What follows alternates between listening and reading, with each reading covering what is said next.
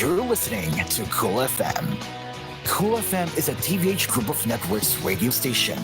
Tondo's greatest hits are here. You are listening to Cool FM. Live from Cool Studios. This is koolNews Primetime.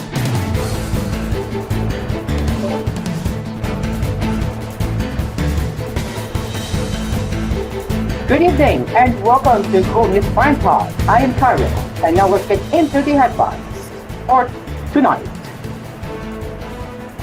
The Senate inquiry on the massive oil spill caused by the ill-fated MP Terra Nova will push through on August 13, Senate Majority Leader Francis Tolentino announced on Wednesday. Tolentino earlier filed a resolution to investigate the cause of the oil spill that affected around 46,000 fisherfolk, marine biodiversity, and food security in Bataan, Cavite, Metro Manila, and nearby areas.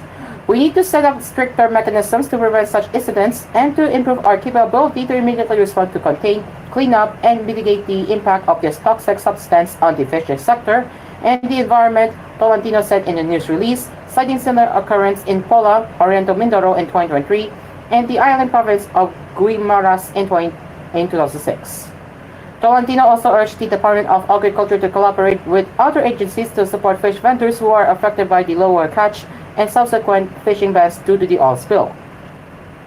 We must not forget the fish vendors. The government must also reach out to them because we have interviewed sellers in public markets who said that many stalls selling fish have now been closed, the senator told DA's Assistant Secretary Arnold de Mesa in his radio program.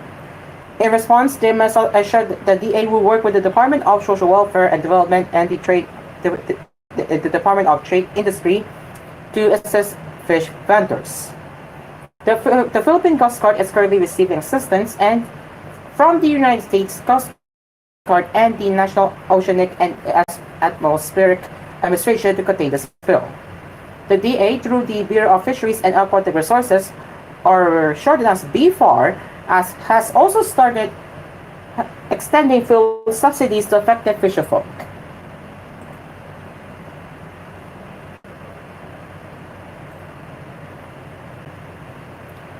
The Supreme Court affirmed the dismissal of an official of the Office of the Ombudsman for fixing cases, it said on Wednesday.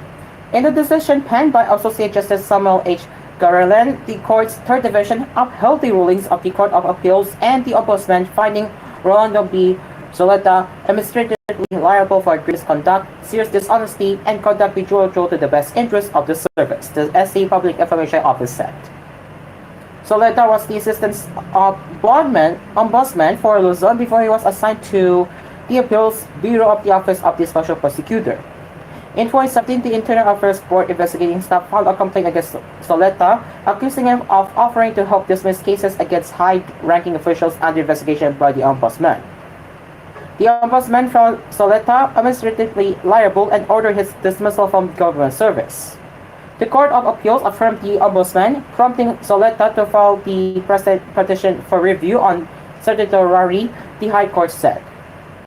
In denying the petition, the court found that the evidence sufficiently proved that Zoleta engaged in corrupt acts, it added.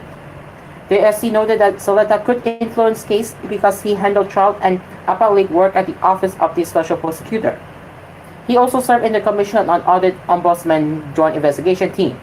Moreover, the SC said verified text messages between Zoleta and Leonardo Nicolas Jr. showed that the former demanded and received money in exchange for fixing cases. Copies of documents likewise reflected the actual cases they have purportedly fixed for monetary considerations, it added.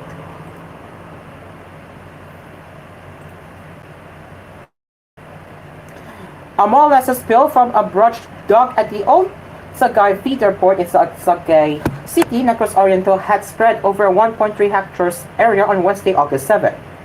Sagay City divers on Wednesday were diving beneath the empty Mary Queen of Charity to find ways to plug the leak, said Roberto Togbilel, Resource Management Section Head of the Sagay Marine Reserve.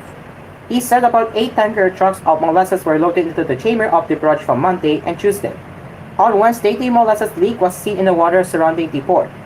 Togbilel said they are investigating the cause of the incident and conducting water sampling. The loading of molasses on the barge has been held, he added. The Sagay City Environment and Natural Resources Office and the Philippine Coast Guard are investigating the molasses spill. A statement from the city government reads, Sagay Mayor Narciso Javalosa Jr. assured residents that all immediate actions are now being taken to minimize the damage.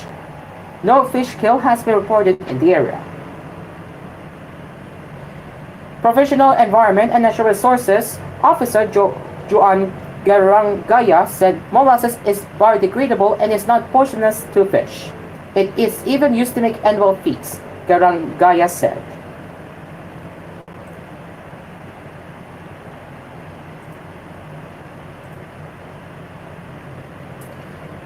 Land Transportation Franchises Second and Regulatory Board Chairperson Teofilo Gutierrez III has thanked President Ferdinand Marcos Jr. for rejecting calls from senators to suspend the Public Transportation Modernization Program, previously known as the Public Utility Vehicle Modernization Program. I extend my uttermost gratitude to President Ferdinand Marcos Jr. for his unwavering support to the Public Transportation Modernization Program and to the LTFRB, Gutierrez said as quoted in a statement released on Wednesday. Gutierrez also commended Marcos' commitment to the PTMP. He said the President's leadership and vision for a modernized transportation infrastructure are vital in addressing the evolving needs of our commuters and ensuring a more reliable and eco-friendly public transportation network. During an unabashed interview in Pampanga, Marcos said he disagrees with the request to delay the implementation of the PTMP for further review. 22 out of 23 senators have signed a resolution calling for a temporary suspension of the implementation of the PTMP.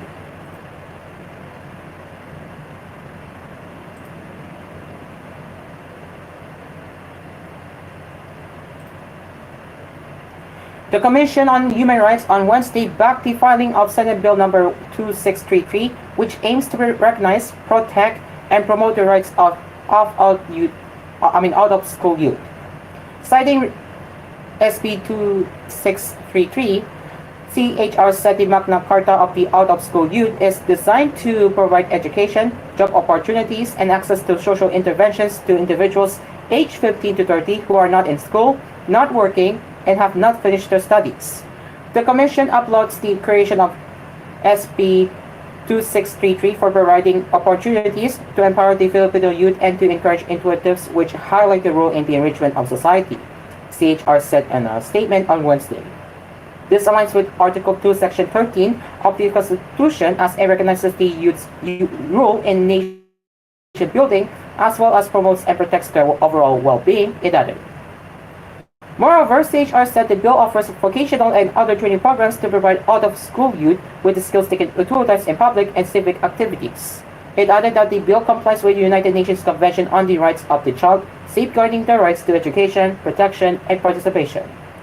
We urge the passage of SB 2633 as it will pave the way for the empowerment of young Filipinos, CHR said. The agency also trusts the bill is essential in ensuring all youth have equal chances to succeed in society. Senator Chinko Estrada filed SB 2633, which is still pending in the committee as of last April.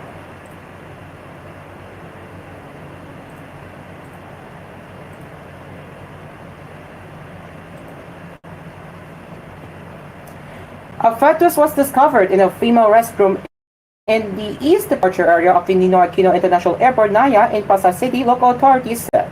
Initial reports said that a cleaning staff found a blood-stained tissue in a garbage can inside one of the cubicles while conducting garbage collection on Tuesday morning. Upon further cleaning, the staff member was alarmed to discover a human fetus covered by the napkin-ish tissue. A Facebook post from the Philippine National Police Aviation Security Group read, the Manila International Airport Authority Police Department and the MIAA medical team arrived at the scene and verified that the napkin contained a fetus that was 1 month old. The authorities and at MIAA Airport Police Department transferred the remains to the Naya Police Station 1 for necessary procedures. The Philippine National Police scene of the crime operatives were also present at the scene to conduct a forensic examination. The Naya Police Station 1, the Maya APT, and Police Substation 8 are also collaborating on investigation to identify and locate the mother behind the incident. It is now 9:11 in the evening, and we will continue with our headlines when we return after this break.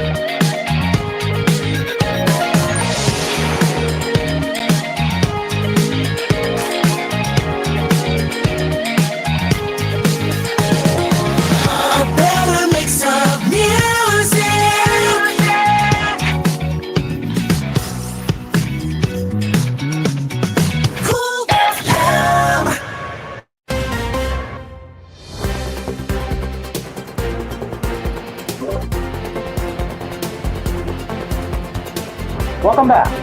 For both former President Rodrigo Duterte and Senator Ronald De La Rosa would be invited to the hearings of the four House of Representatives committees on the interconnection between illegal activities surrounding Philippine offshore gaming operator Poco Hubs and the drug trade. The invitation of 42 personalities was confirmed by the committee heads in a press briefing at the Batasang Pabasa complex on Wednesday.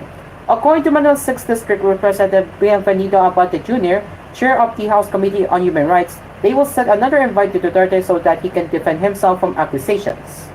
Previously, an invite was sent to both Duterte and De La Rosa for the extrajudicial killings, EKJ, brought on the past administration's drug war, but they did not attend any of the hearings. We invited the former president to come and he didn't come.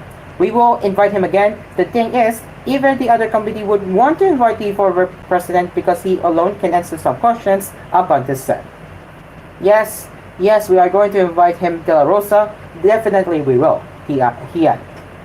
Anti-Polo 2nd District Representative Romel Acope, who is part of the several committees involved in the Quad Committee, said that they will extend the utmost respect to Duterte as a former president and to De La Rosa as a fellow member of the 19th Congress.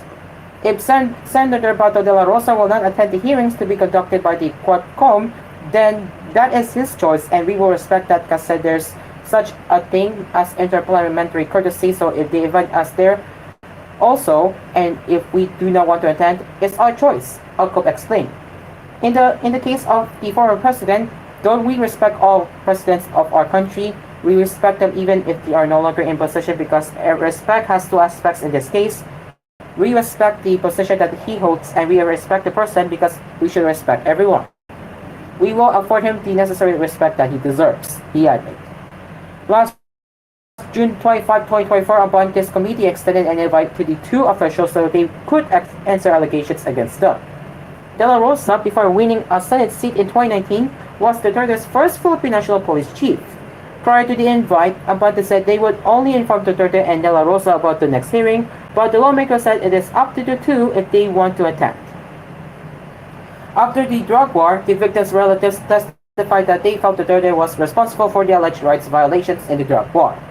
When the two did not attend the hearings, Abante lamented that the chance to clarify the past administration's side was wasted. For House committees, the Committee on Dangerous Drugs, Committee on Public Order and Safety, Committee on Public Accounts, and the Committee on Human Rights have been tasked under House Resolution number 1880 to investigate the intertwined issues between POGOs, illegal drugs, and alleged extrajudicial killings. House Resolution number 1880 was adopted on Tuesday during the session via viva voce or voice voting.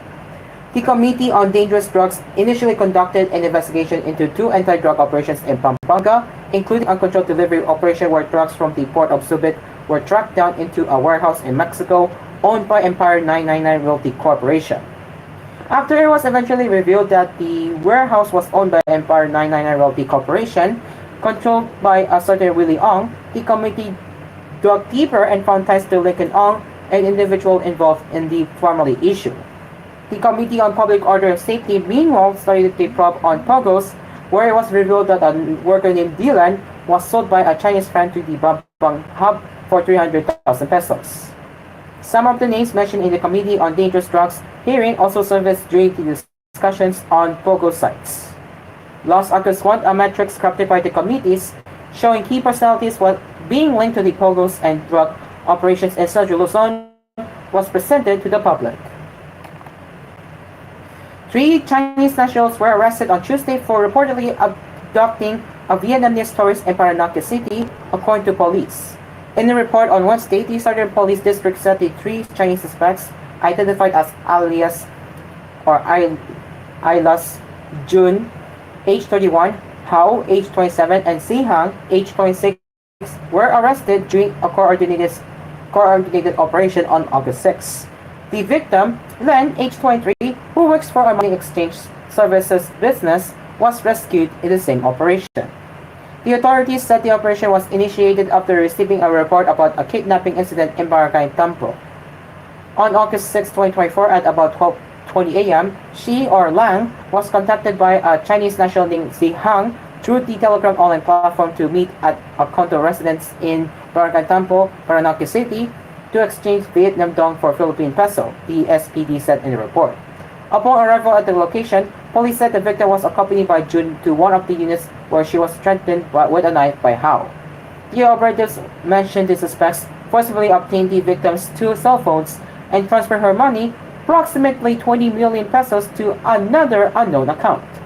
Furthermore, police said the suspects also allegedly stole Lang's 300,000 pesos and several pieces of jewelry worth 1 million pesos from her condominium. After looting her belongings, SPD said Lang was transferred to a residential resort in Barangay Tampo and was able to escape and seek help after she was left alone in the room.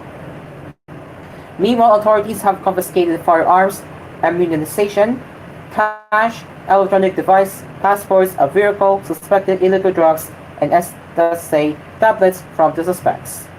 They are now under police custody and will face complaints of robbery, grave coercion, illegal detention, and violations of the Republic Act 10591 or Comprehensive Firearms and Immunization Regulation Act and Republic Act number 19165 or Comprehensive Dangerous Drugs Act of 2002. The Council for Welfare of Children has signed a memorandum of understanding with the Philippine National Police Anti-Cybercrime Group to fight the proliferation of online sexual abuse and exploitation of children and child sexual abuse materials. In a Bagong Pilipinas Ngayon interview on Wednesday, CWC Executive Director Angela Tapales said the MOU defines the coordination between the 2 agencies where the PNP ACG Women and Children Cybercrime Protection Unit will respond to reports received by the CWC's Makabata Helpline 1383. The CWC will place competent persons to man the helpline. We will fund that. Our people are trained, he said. As for the PNP, they will treat Makabata 1383 helpline as an additional number that they will promote. The Makabata Helpline 1383 receives calls regarding abuse against children, including physical violence, sexual violence, and physiological violence, and makes referrals to appropriate agencies such as the Bureau of Immigration and National Bureau of Investigation for rescues. The helpline has logged 886 reports and 899 concerns as of July 31st. About 20% of the calls were inquiries about child support, child custody, and children's rights violations. Earlier, the PNP said reports of child abuse have increased, particularly from modeling scams and child beauty pageants, with 66 logs logged for the first half of 2024. We also have a pending executive order draft with our president.